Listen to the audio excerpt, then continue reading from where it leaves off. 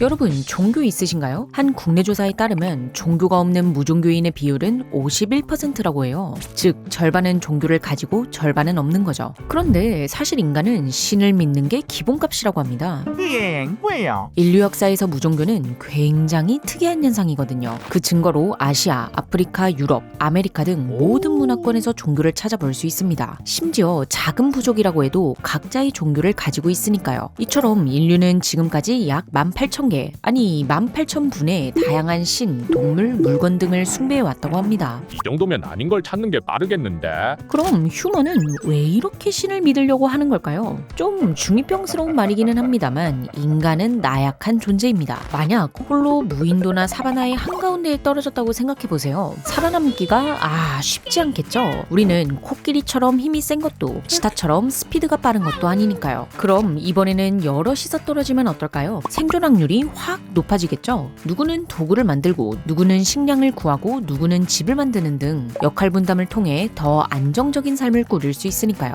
이처럼 인간의 가장 강력한 무기는 협력입니다.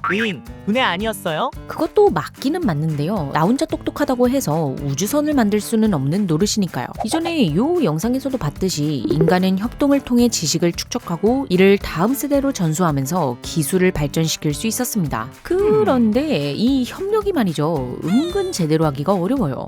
그런가? 조별 과제를 생각해보면요. 바로 납득! 조원들끼리 서로 책임을 떠넘기거나 개인 플레이를 한다? 그럼 망할 가능성이 높겠죠. 반대로 서로 으쌰으쌰하면 성공할 가능성이 높고요. 과거 인류 사회도 마찬가지입니다. 강한 결속력을 지닐수록 높은 생존율을 보였죠. 그리고 이런 결속력을 형성하는데 가장 효과적인 도구가 바로 종교였습니다. 구성원들끼리 같은 신을 믿고 함께 의식을 치르니 동질감이 쑥쑥, 신뢰감이 쑥쑥 자라났죠. 우리가 남이 그리고 종교의 중요한 기능이 하나가 더 있는데요. 사회적 질서를 유지하는 데도 어마무시한 도움을 줬습니다. 지금도 이사를 가거나 여행을 떠날 때면 치안을 중요하게 보잖아요. 법과 제도가 잘 정비된 현대사회에서도 치안이 좋지 않은 곳이 많은데 선사시대나 고대에는 치안을 유지하기가 훨씬 더 힘들었을 거예요. 이때 신의 뜻을 담은 경전은 아주 좋은 치트키였습니다. 경전에 친구랑 싸우면 신이 이놈한다. 라고 써있으면 사람들은 서로 싸우지 않고 사이좋게 지내려고 노력했거든요.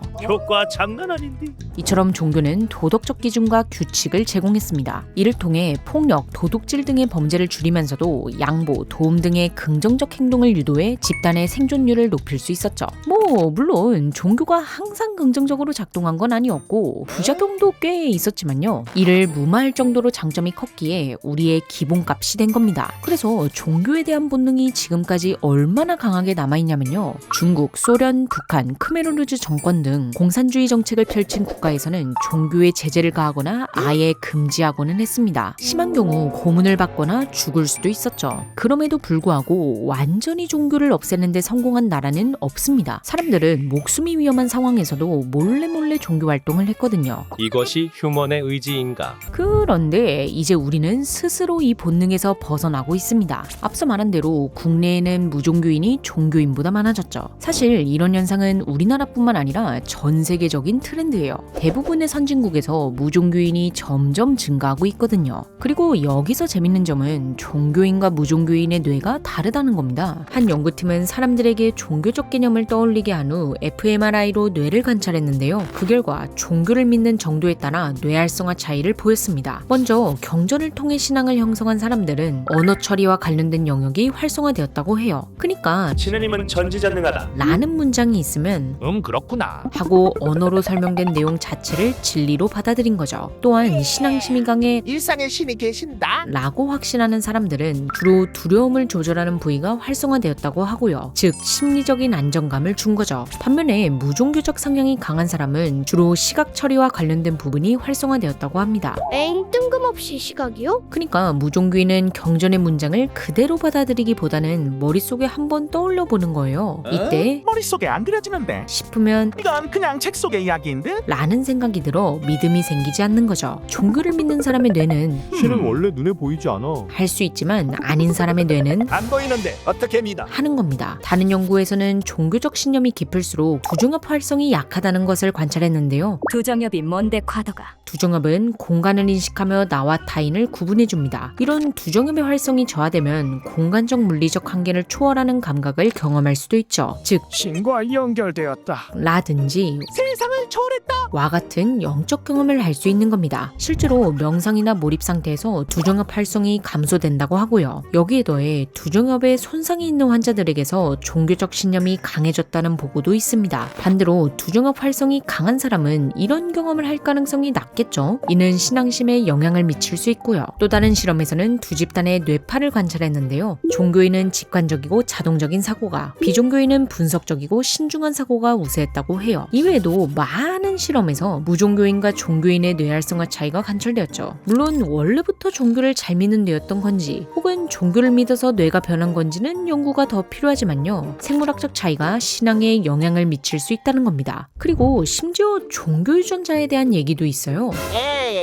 일명 간유전자라고 불리는 VMAT2는 그 유명한 도파민과 관련된 유전자인데요. 한 과학자가 종교인과 무종교인을 비교해봤더니 종교인에게서 이 유전자가 더 발현된 거예요. 그래서 이거 신앙심에 영향을 주는 것 같은데. 라고 하여 간유전자라고 부르게 된 거죠. 물론 후에 이 연구가 과학계에서 논란이 돼서요. 이론보다는 주장에 가깝지만요. 실제로 종교적 행위와 도파민은 연관성이 있다고 합니다. 기도, 명상, 예배는 도파민 분비를 촉진하며 이는 종교적 행위를 반복하도록 도와줘요. 또한 개종한 사람들의 경우 도파민 분비가 증가하는 경향을 보이고요. 반대로 도파민 시스템이 망가진 파킨슨병 환자들은 종교 활동이 감소하고 종교적인 체험을 덜 경험했다는 보고도 있습니다. 물론 종교는 환경의 영향도 많이 받는 복잡한 형질이라서요. 이런 뇌활성이나 유전자는 여러 요소 중 하나일 뿐 절대적인 건 아닙니다. 그럼 환경적 요인은 뭐가 있는데요? 당연하지만 먼저 종교적인 집안에서 자랐다면 신을 믿을 가능성이 높다고 해요. 또한 경제적으로 불안정할수록 종교를 믿는 경향이 있다고 하고요. 더불어 나 자신이나 가족이 질병이나 사고 등 위기 상황을 겪게 되면 종교적 신념이 더욱 강화된다는 연구 결과도 있습니다. 또한 사회적인 요소도 아주 큰데요. 지금도 중동의 많은 나라들에서는 인구의 대부분이 종교를 믿죠. 그 외 나라들도 산업화 이전에는 거의 모든 사람이 종교를 믿었고요. 물론 그 중에서는 무종교인이 있었을 수도 있지만 이걸 드러내는 순간 종교 재판이나 마녀 사냥이 찾아올 테니 말은 못했겠지만요.